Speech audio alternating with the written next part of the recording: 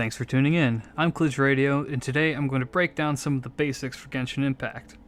This guide will be covering the gacha, characters, weapons, ascension, artifacts, farming, resin, and finally, what to do once you've caught up on the story. I'm making this guide primarily with free-to-play people in mind, but I will touch on what I believe is worth spending real-world money on. Keep in mind that this guide is being recorded while the game is in 1.1, so much of this content is subject to change. I doubt that I'm going to make another guide of this scale, but I may keep a running tally of my opinions on the changes in a pinned comment if anyone is at all interested in that. Let me know in the comments. I'll have time codes in the description for each section, so without further ado, let's get started. Genshin Impact is an open-world Breath of the Wild-esque game with the addition of a gacha system. For those that don't know what a gacha game is, essentially it's a game that gives you characters, among other things, out of a glorified slot machine. When you roll in Genshin, you have a chance to get weapons ranging from 3 to 5 stars in rarity, and characters ranging from 4 to 5 stars. There are two ways to roll the gacha: single pulls costing 160 Primo Gems, or 10 pulls costing 1600 Primo Gems. There are also two other currencies called Intertwined Fates and Acquaint Fates, each worth 160 Primo Gems. The catch is that these fates can be used only on certain banners: Intertwined Fates for the limited banner and weapon banner, and Acquaint Fates for the story banners. Now let's talk about the pity system. This system makes it so that if you roll 89 times without getting a 5-star weapon or character on a banner, on the 90th pull you're guaranteed a 5-star. Whenever you pull a 5-star, this system resets back to 0. The same rule applies to 4 stars, except it is if you get 9 pulls of that 4-star, you are guaranteed one on the 10th pull. So, how do you get Primo Gems to buy fates to roll for characters? Well, there's a lot of ways. Primo Gems are found in chests, given as story rewards, commission rewards, event rewards, achievements, the Spiral Abyss, gathering new info, unusual hill churls, and world quest rewards. You will most often find them in small amounts ranging from 1 gem to 100 gems, but the most common amount that you will see is 2 out of exquisite chests. The other way to get Primo Gems outside of playing the game is to spend real-world money. There's a common misconception that you have to spend money in order to get anything worthwhile, such as a 5-star character, but that's just simply not true. You earn a good amount of gems just from playing the game, and the pity system being relatively low compared to other games, or even having one, makes it so that rolling is not a daily occurrence, but it can be done often with consistent playtime. I've played free-to-play for about the first month and a half of the game's release and managed to pull both Diluc and Clay, both of which are very, very powerful 5-stars. If you do want to spend your money, I recommend buying the Battle Pass, which goes for about $10 in United States currency, and the monthly Primo Gem Daily Pass, which goes for $5 in the United States currency. We live in the era of Battle Passes, and a $10 expansion on the free one is well worth the money. Each pass period is about 6 weeks or so, coinciding with the update schedule, and will net you increased rewards per level in addition to the free Battle Pass rewards.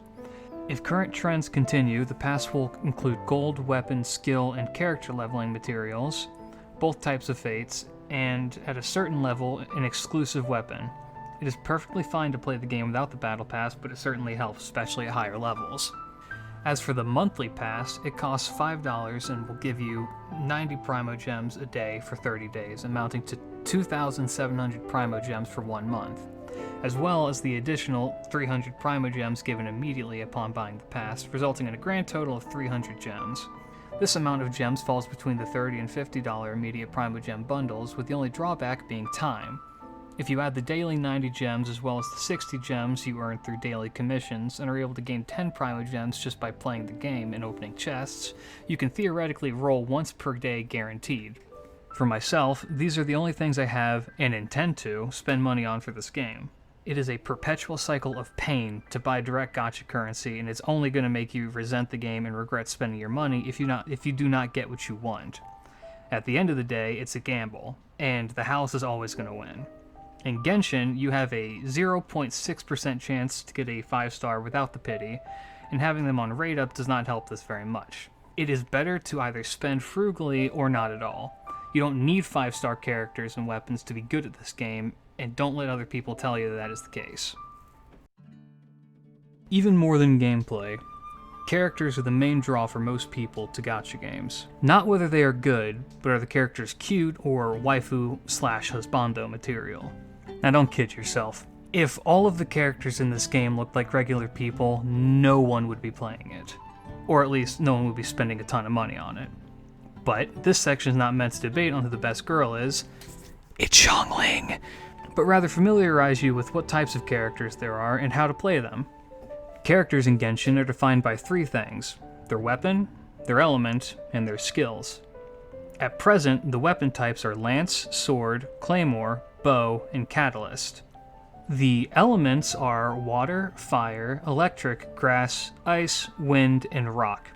They all have in-game names, but it's easier to remember just by calling them out like Pokemon types. There is no quote-unquote best archetype for either weapons or elements in Genshin. Instead, each one has a particular job that could make the game easier. For example, fire melts through ice shields, water puts out fire shields, ice breaks through electric shields, and freezes water types. Geo is weak to claymores, but makes shields that can gain elemental resistances. And wind is kind of a neutral thing, taking the form of whatever element is present to do bonus damage. But because a lot of enemies are strong against or immune to their own elements, it's less effective. The only element I'm going to leave unaccounted is grass, and that is because we don't have a grass-type character yet, and all we know is that they are weak to fire. As for characters by their weapons, to me, this falls mostly under how you like to play the game. Do you want to focus on a flurry of hits and be in and out quick? Grab a lance. Do you like slower but more powerful hits? Pick up the claymore. Want constant quick hits that give you a lot of room to use your skills? We've got a sword. Do you like starting from range then peppering enemies from a safe distance? The bow is for you. Into wizards and flashy elemental action? The catalyst is pretty fun. With that said, you're going to want certain weapons for certain jobs. Catalysts and claymores are good against larger enemy groups, while bows, lances, and swords are better for picking off individuals. Bows and catalysts can take down flying enemies, claymores are good against boss enemies, and lances and swords are good for chaining against mobs. Each tool can be used effectively in some way in the game. Then, there are skills. This is the main defining factor of each character and will be what most influences you to use them. I'm going to break up the characters into 3 groups that define what kind of playstyle they have. Those groups are DPS, Substitute, and Support. DPS is pretty self-explanatory. Their main goal is to deal out as much damage as they can, and they have a skill set that allows them to focus on that. Razor is an example of this. These characters tend to play selfishly, but are the cornerstone of any good team. Supporters are characters that have a skill set geared more towards the team and less towards themselves. They provide buffs, shields, and healing and maintain consistency in the team. Barbara is the best example of this, as her entire kit is geared towards one goal: heal the party with her E, pop ult when they are low, and that's it. Then there are substitutes. These are characters that have a bit more of a mixed bag of skills and can fill in as a DPS or support character depending on the situation. Xiangling is a good example of this archetype. On paper, her skills are very DPS focused, but none of them require her to be present on the field to continue their effect. This is the most common archetype in the game, and you can build most substitutes as a stand-in for a DPS character.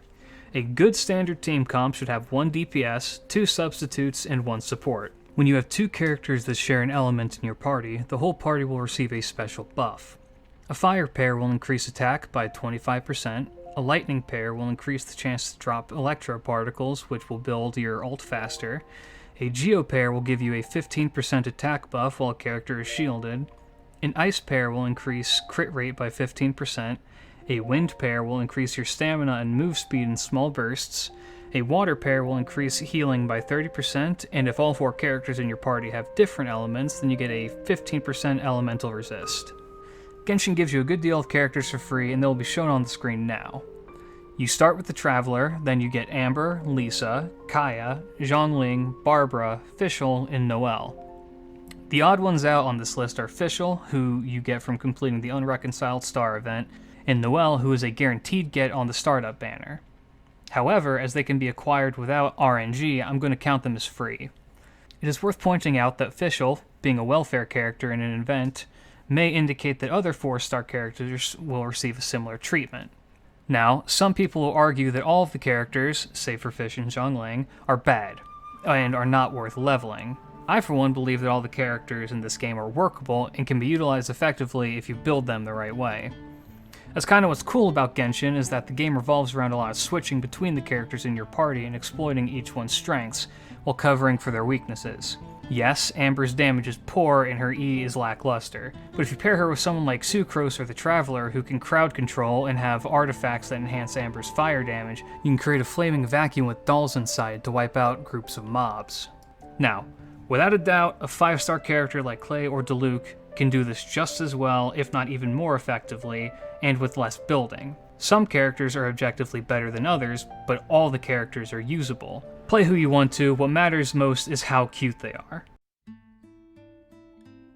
As you go through the game, you will notice your adventure rank increasing. Once you hit certain caps, your world level will increase. This means that enemies will be harder and world loot will be better. To counteract this increase in world level, if your characters are at their level cap, you can ascend them.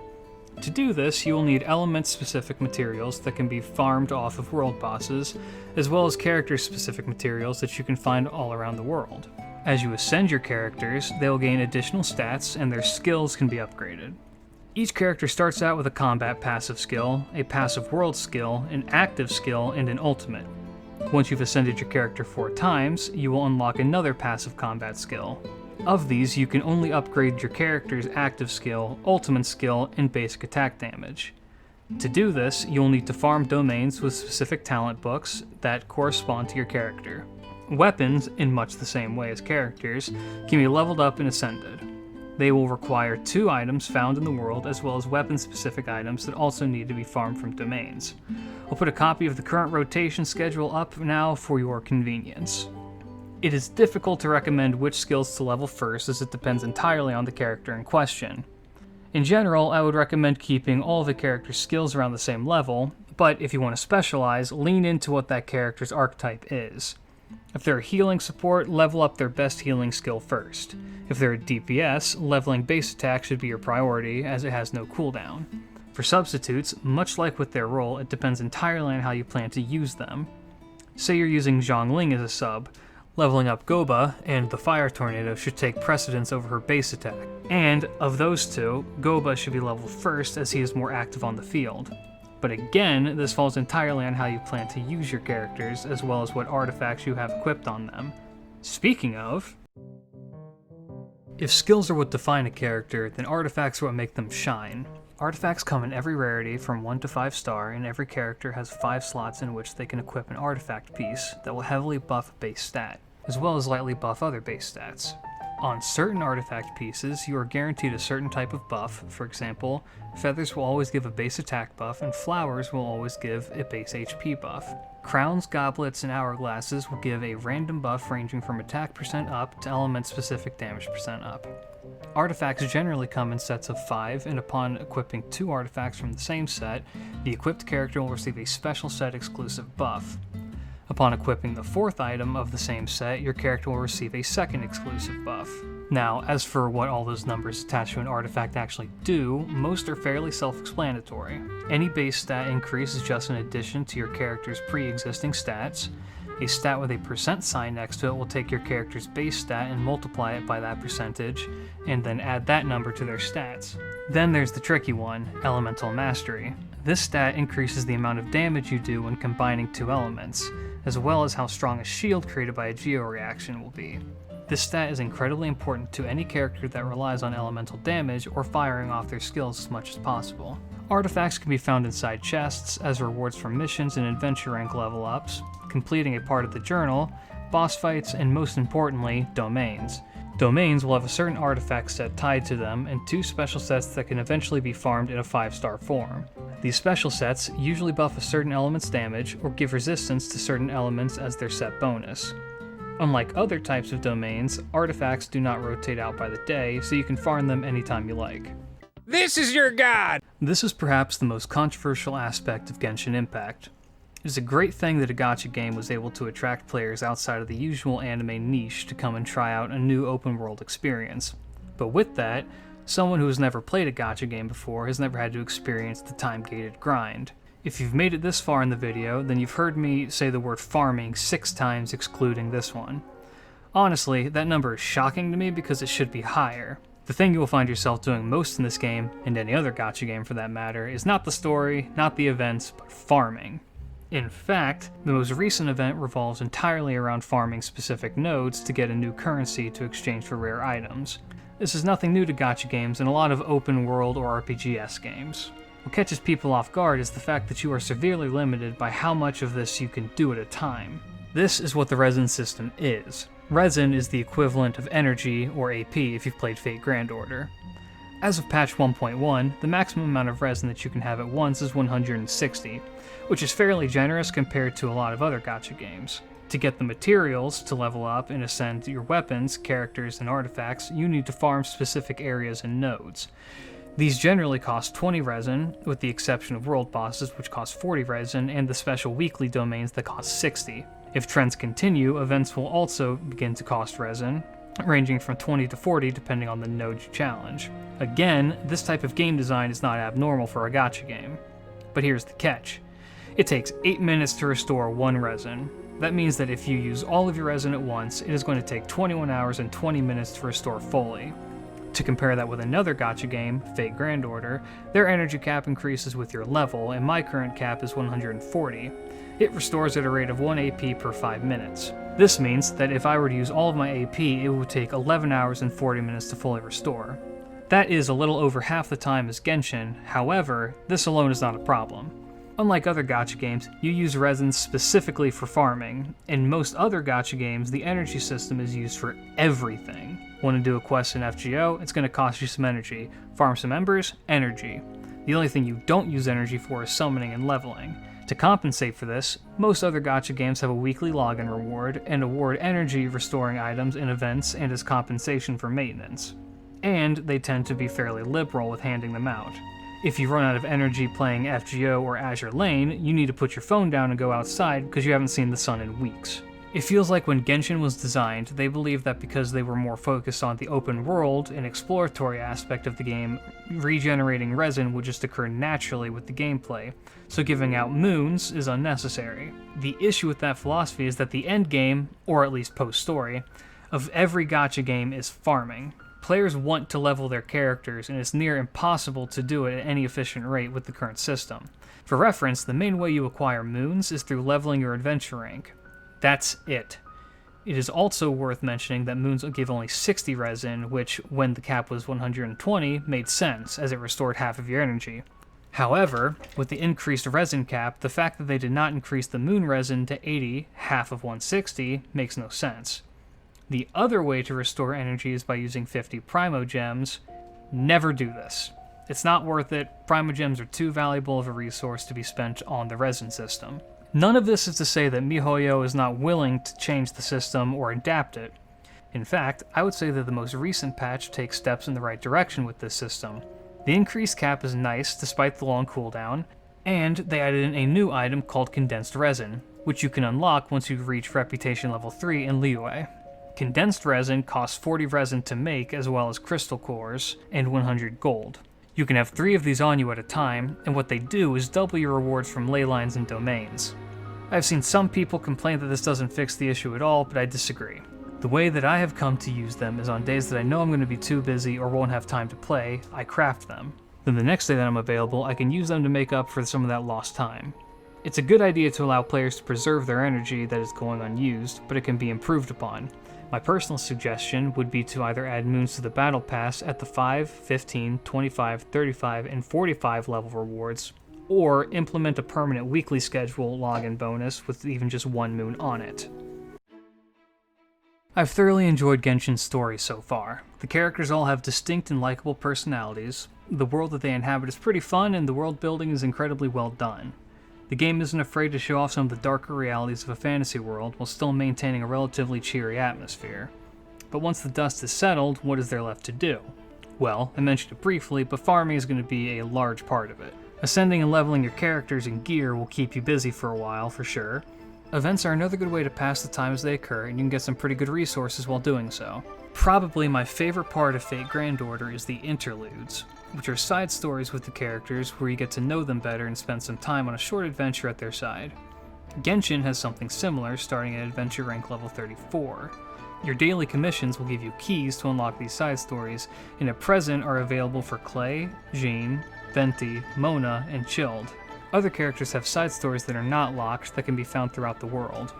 All of these have a very light tone and help you grow closer to the characters. With patch 1.1 came another great mechanic, the reputation system, which is a way of unlocking new recipes, forge items, and local cosmetic gliders. To access it, you'll need to be Adventure Rank 25 and have completed that nation's story quest. The reputation system allows you to accept commissions from the locals, gives you a list of quests throughout the nation that you can go and complete, tells you how much of the nation you've explored, and gives you access to bounties. Of these, commissions and bounties are the most important, as they will raise your reputation the most. Commissions are fairly simple, usually consisting of bringing some material to the commissioner. Bounties will have you hunting down strong enemies in the world, requiring you to use your elemental insight to track them through an area. These enemies will have certain buffs, such as immune to certain weapon types or elements, and they will also have weaknesses, like being weak to a certain weapon or an increased crit chance against them. These have actually offered up a nice challenge, as they can make you think about team composition and force you to use characters that you normally wouldn't, and in doing so, maybe you'll find something new that you enjoy. I recommend focusing on Liyue's reputation first, as it will get you the recipe for condensed resin, and honestly, the glider is beautiful. World quests, shrines of depth, and temples are another way to pass the time. The reputation board will tell you what world quests are still available, and you can earn some primo gems and materials by doing these. There are 10 shrines of depth littered across each nation, and these will require special keys to open them. These keys can be obtained through story missions, adventure rank rewards, and clearing special domains. Each shrine of depth will have a luxurious chest with 40 primo gems inside. I will link a website in the description that was very helpful for me to find where all these were located. Temples are ruins with puzzles around them that are not explicitly given to you as a quest, but will net you some good rewards upon completing them. These are found in the world while exploring and will require you to be creative in some of your solutions.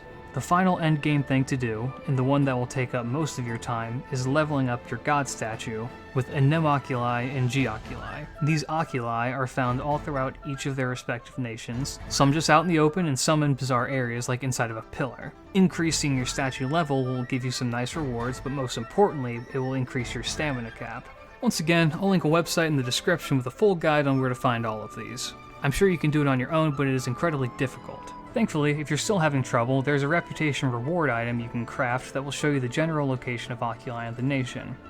I recommend using these only when you're down to the last couple of oculi of each nation, as they're fairly expensive and break after one use.